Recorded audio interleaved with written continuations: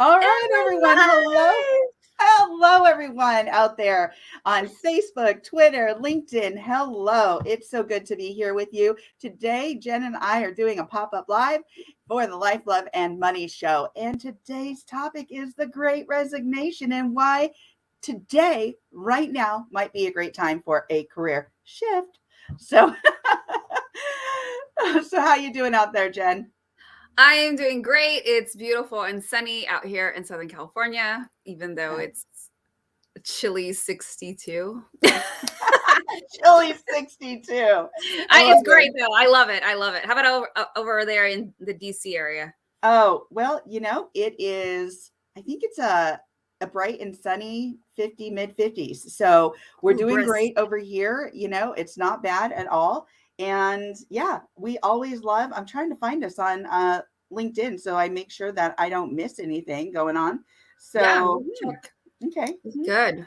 Yeah, we're supposed to be on Facebook, our YouTube channel, the Twitter page, as well as Life, Love, Money on LinkedIn. So we are here. We are up. We are on. Okay. Yay. Let's get right into this because we're doing these pop-ups just occasionally, maybe once or twice a week. We're working on this right now because we want to bring up topics that are relevant, that are current, that, hey, Raj, nice to have you on with us, that are current, that we think need to be brought to the table. So we want you to be part of that conversation. So let's get right into this. So it is about the Great Resignation and why now is a good time for a career shift. So do you want to talk a little bit about this, or would you like me to jump right into this, Jen? Go ahead and jump in because I know you're going to share the statistic, which I think is such a crazy number, and then we're going to have a discussion about it. Yeah, okay, go for great. it. So we had somewhat of a discussion about this on Dawn's radio show a couple weeks back. Was it a couple weeks back? Yeah.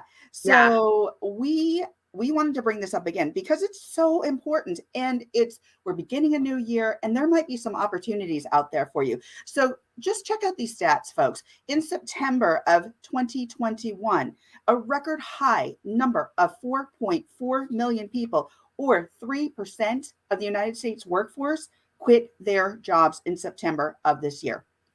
4.4 million people. That is quite a bit of people. So, and that's according to the Labor Department. That's the latest statistics in regards to job openings and labor turnover and their survey. So that was released then. And then also, according to some other studies, the Great Resignation, according to NPR, the pandemic and the rise of remote work have changed the way we view our lives and the world. Of course it has, right? We had to rethink, and re-strategize how we envisioned our workplace, how we envisioned what we wanted to do as humans in the workforce, right? So what did that look? Yes, Bibiana, that is bonkers. 4.4 million people. So NPR says it suggested that a lot of people were doing some soul searching at this time. They had some time to understand what it was that they valued, what they wanted, what they were looking at in relationship to how they wanted to live their lives. So with that said, do you want to jump in here, Jen? Yeah, what I think is really crazy about not only the number being 4.4 million, which is a heck of a lot of people, it's the fact that people were willing to leave right before knowing the holidays are coming.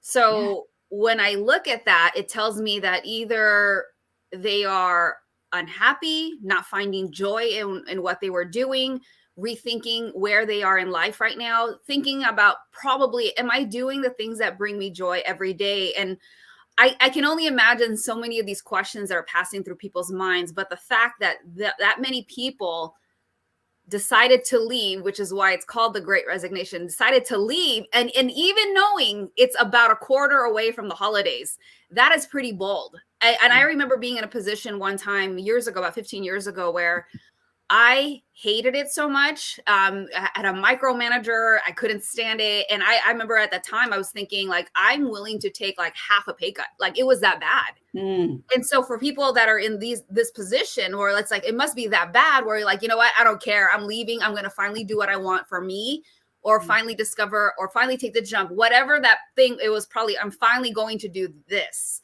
Yeah. So that's one other thing aside from the big number itself, that, wow, what was going through these people's minds that they would be willing enough to do it right before the holidays.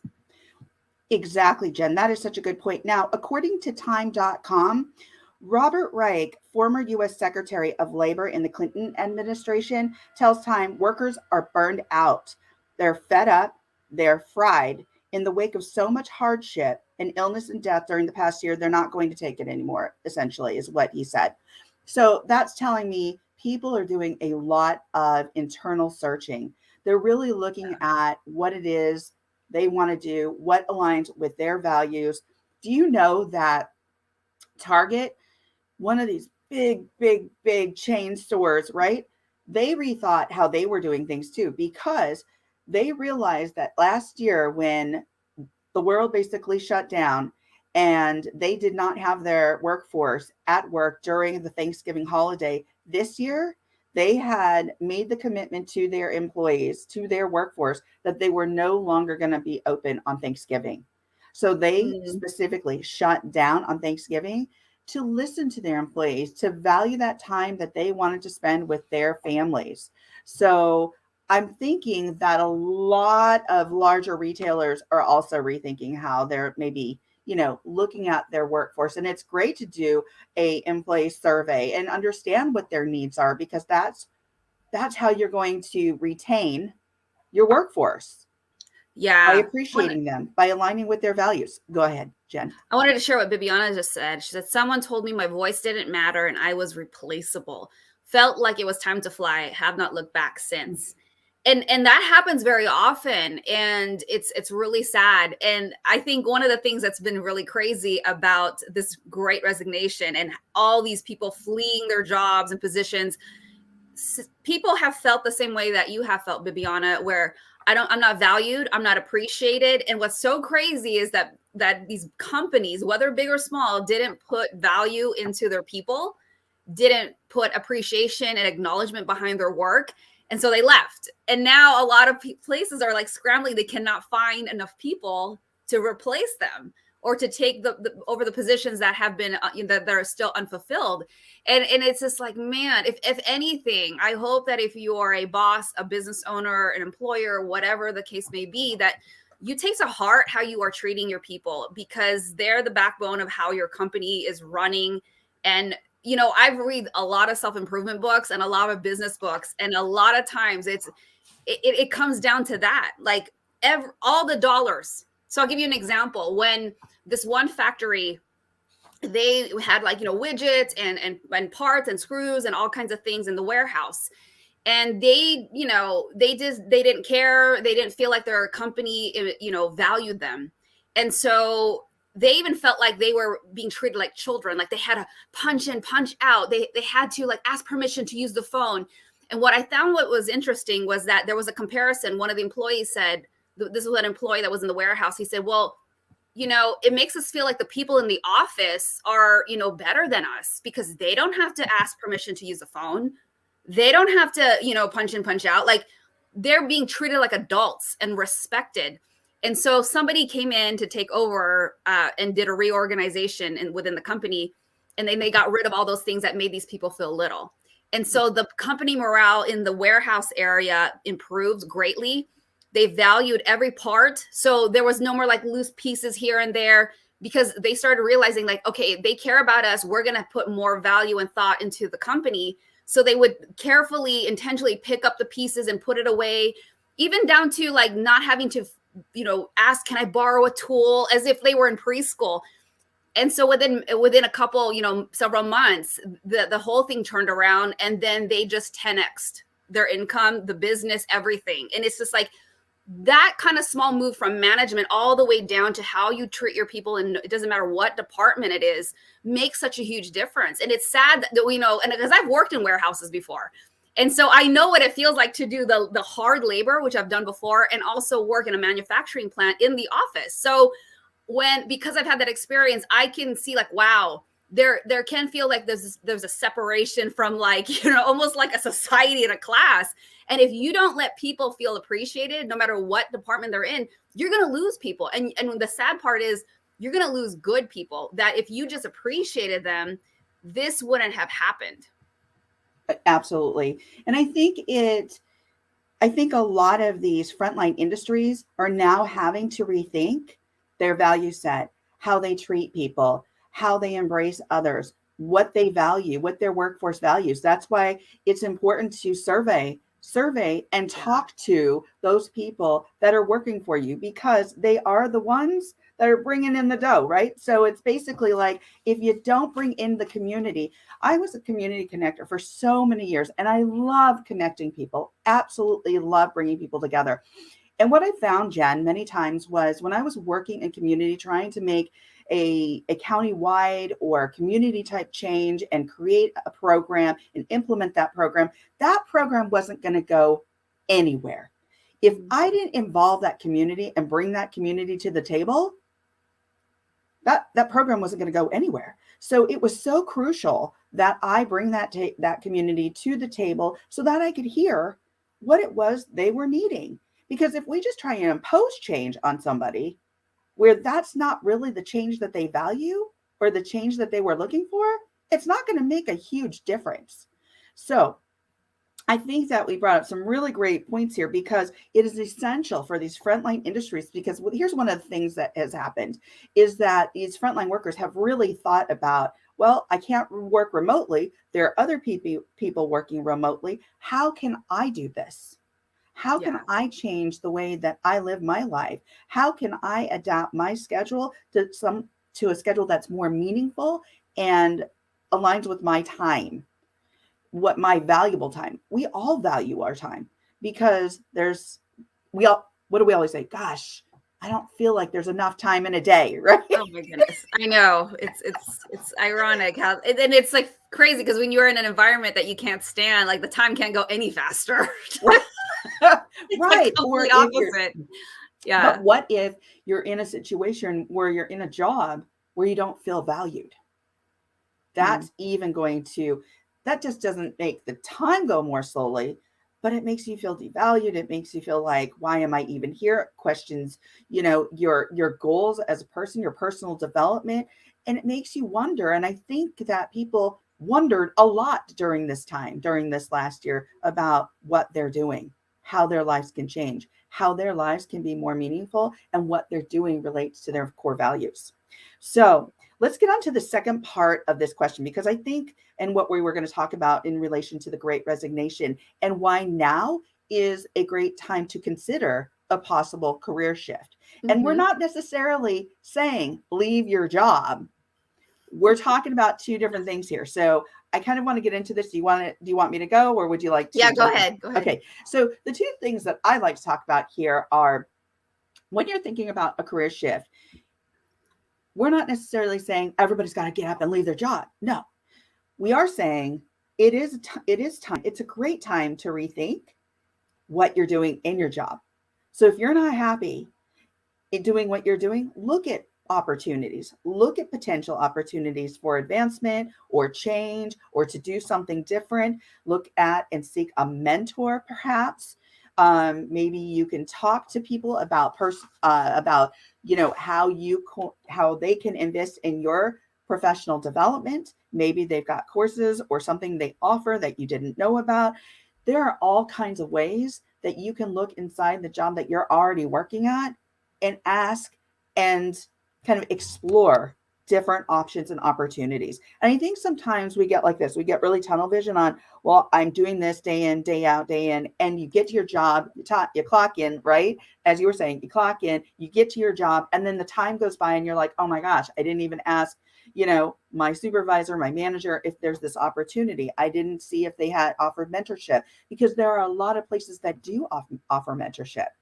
Management training, supervisor training, potentially going into a different department. If you're looking at, let's say, for instance, you're a graphic designer, Jen, and Did you, when you started out, did you start out doing graphic design for a company, or is that something you learned and you kind of went in that direction? Yeah, it was sort of like this freelance thing. And then, yeah, it actually started off that way first. It was like a freelance thing. Then I would find a position here and a small mom and pop. And then it eventually turned into eventually a huge private owned company. But yeah, there was no plan. Yeah. It was always like constantly adjusting. I kind of like, go trial by fire. And many times, for me, it was, I have no idea what I'm doing. But I'm like that person that builds the airplane while it's taking off, or sewing the parachute while I'm falling. I kind of been that way all my life. So I'm used to going into the unknown, into the frontier, which is why I think I get asked a lot to be in startups. Yeah. Because I just love it. I love the unknown and having that flexibility and like, okay, that didn't go right. Okay, well, what do we do now? Yeah. So yeah, that's how it went for me. And I think it happens that way for a lot of us. But I think many times we might forget, because we are so busy with our everyday lives, that we forget there's actually opportunity within the structure that we're already working in. And so it's great to explore what those other opportunities can be, or what those look like, or what you could potentially get involved in, because that can look very different and change the trajectory of your life. And then the second part of this is, did you want to say something, Jen? I was going to say too, this is such a great point that you're bringing up. I think a lot of times we forget your managers cannot read your mind. Yeah. Your bosses can't read your mind. Yeah. I know that if I was in that position, I would so welcome. Now, I think I would be a cool manager, so I can't speak for everybody, but like, I know I would so welcome, hey, you know what? I did it. Oh, you would love more, you would love to try this out. Like, think about where it is that you're at. And maybe you're not in a position where I don't want to leave. I like my job. I just want more. I want more challenging things to work on. Yeah. Have a discussion with your supervisor or your boss and let them know how you're feeling or thinking, because you just never know. Right. People in those upper level positions are looking for those people who are going to be, proactive or step out and, hey, like, what, is there something that else you can give me? I was thinking about doing XYZ. Like, bring it to the table. They don't know sometimes what, they're so busy, putting together, whatever it is, projects and managing. But if you make that suggestion, you just never know what could happen. Or you never know what management might be talking about. Like, hey, you know what? We were thinking about this. This came up in a meeting.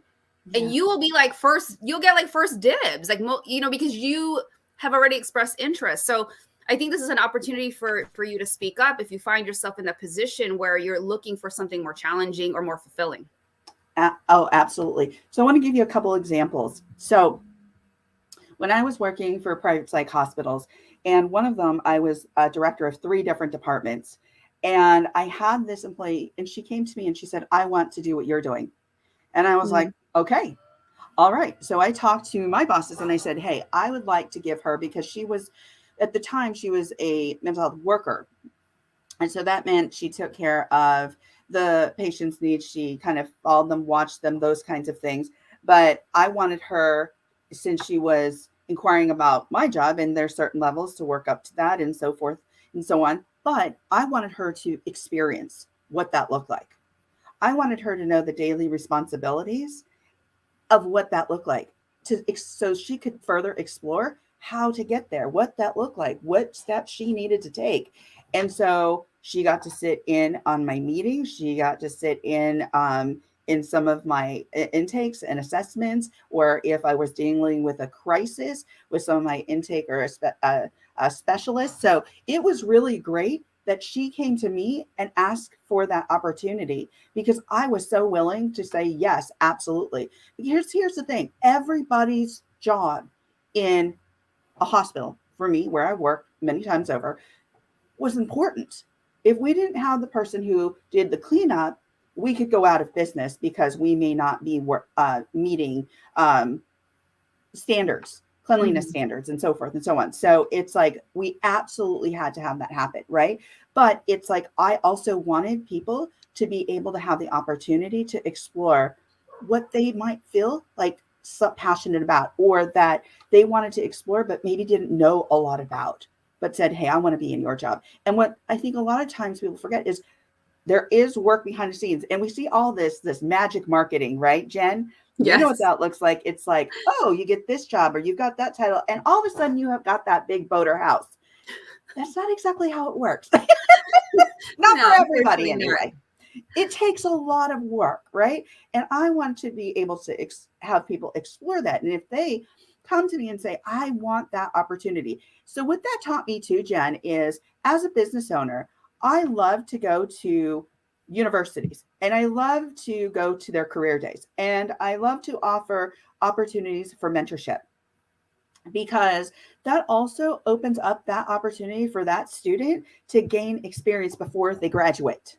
Mm-hmm. So they're not dealing with this imposter syndrome.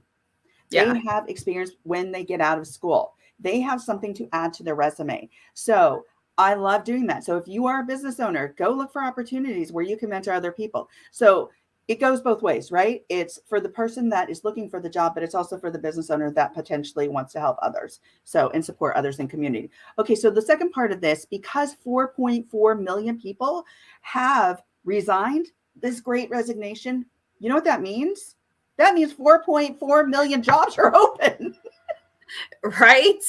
Right. It's And crazy. just because that job wasn't right for one person doesn't mean that job's not right for you. And so now that people and industries are rethinking how they're treating their employees, rethinking how their structure, looking at their essential front line, they're looking at things different and they're caring because it's being brought to their awareness. Like, we've got to care about our employees because we need to retain them. We need to nurture them and their skill set. And it takes a lot of money to train. It takes a lot of money to onboard somebody. It takes a lot of money. So they're needing to rethink that. So this is a perfect time to actually look for a job. And when you go into that job interview, be ready with your set of questions to ask them, because you want to know if this aligns with what you might be passionate about doing. So because there are 4.4 million jobs available, this could be your opportunity for that great opportunity for a different career Yeah. for y'all. Absolutely. This is the time. It's a great perfect time to not only for businesses and employers to rethink, but also for you, the employee. What is your next move? What are you going to do now?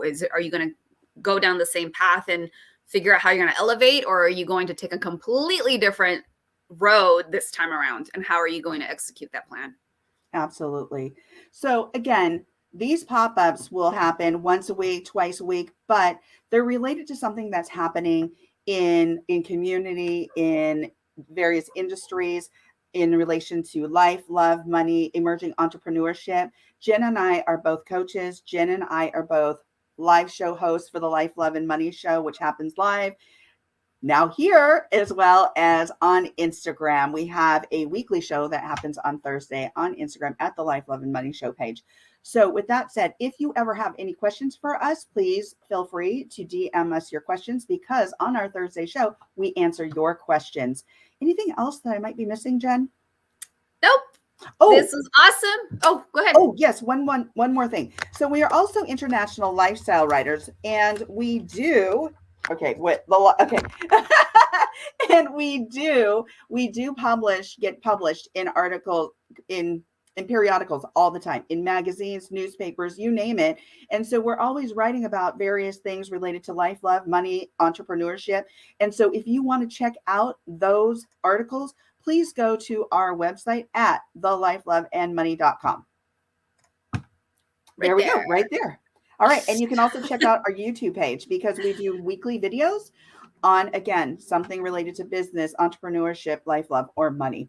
All right. On that note, I think we're going to say goodbye. And thank you, everyone, for joining us today for this Life, Love, and Money pop up. Thanks so much. Thank you, Thanks, Jen. everyone. Bye. Bye.